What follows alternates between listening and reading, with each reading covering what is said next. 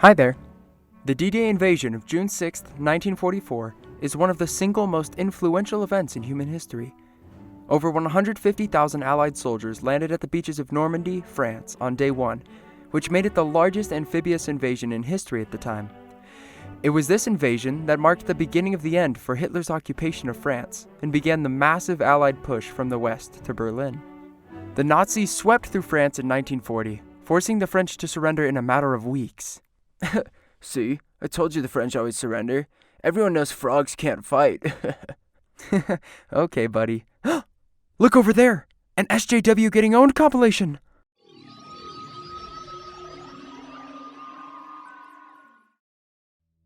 The French fought hard, but despite their efforts, they did not stand a chance against the might of the German military. For the next 4 years, the French people suffered under the brutal occupation of Nazi Germany. In 1941, the USSR put pressure on the Allies to open up a Western front to alleviate some of the pressure that was being put on them in the East. To learn more about that side of things, you can watch this video here. The Americans wanted to open the front in France, but the British convinced them to wait and first attack through North Africa. The Americans agreed, and thus began the Allied campaign in Africa. However, Stalin still was like, Dudes, I asked you to open up a front in the West, not tickle Italy from the South. So bad. And at a conference in 1943, the Allies told Stalin their invasion would come in May of 1944. This invasion, codenamed Operation Overlord, was incredibly complex, featuring a combined force of roughly 1 million troops from the United States, Great Britain, Canada, France, and Poland, among others. One of the coolest things about this entire operation was the amount of deception that went into it. There were countless fake radio transmissions intercepted by the Nazis. Many German spies were turned into double agents to finesse German intelligence, fake paratroopers were dropped, and a balloon army was formed. Nope, not that kind. That kind. Allow me to introduce you to the man, the myth, the legend, General George S. Patton, known for his incredible leadership, deep love of tanks, and soft lips.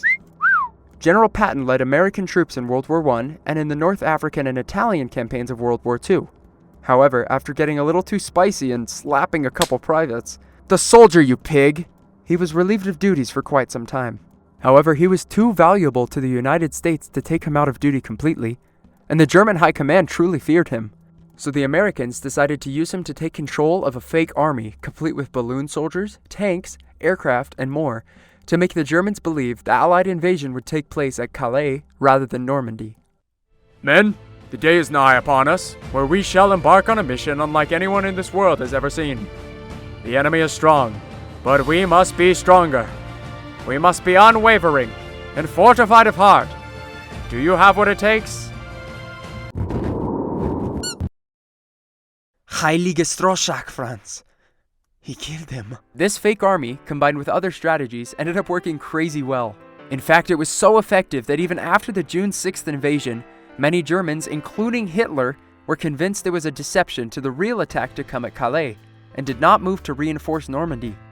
After being delayed due to the British weather, there was finally a break in the storms, and so General Eisenhower of the United States gave the order for the attack to begin. Even he was unsure of how the operation would go, because that night, he wrote a note apologizing for the failure of the operation, and taking full blame for it, just in case it didn't work. He must have been pretty nervous though, because he dated the note July 5th instead of June 5th. At midnight, the bombing began. Thousands of Allied planes began bombing targets along the beaches. This was followed by airborne troops being dropped behind enemy lines just a few minutes later. However, due to thick cloud cover, many of these airborne troops were dropped far from their intended targets. This part of the operation was kind of chaotic and was not as successful as hoped, but some objectives were still achieved. Around 5:45 a.m., Allied ships began shelling German positions to prepare for the landings.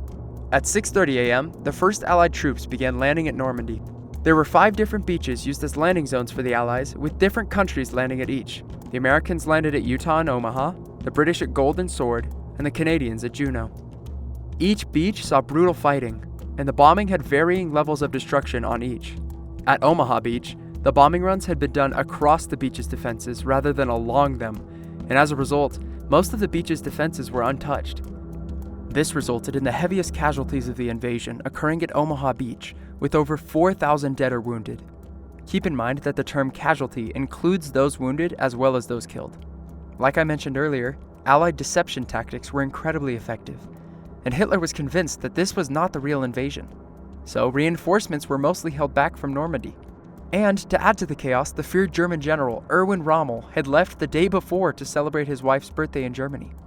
As a result, despite the heavy casualties and some failed goals, the Allies were able to take advantage and gained a foothold on each one of the beaches within 24 hours of the invasion.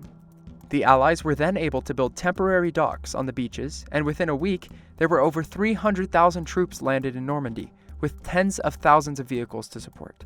Although few of the objectives for the first day of the invasion were achieved, and the Allies suffered heavy casualties, they did eventually begin to make ground. And these landings marked the beginning of the liberation of Europe from the brutal occupation of Nazi Germany. With today being the anniversary of this invasion, I hope we can all find the time to remember the brave souls that sacrificed so much on this day 79 years ago. Thanks for watching. This is Not Quite History, and I'll see you next time.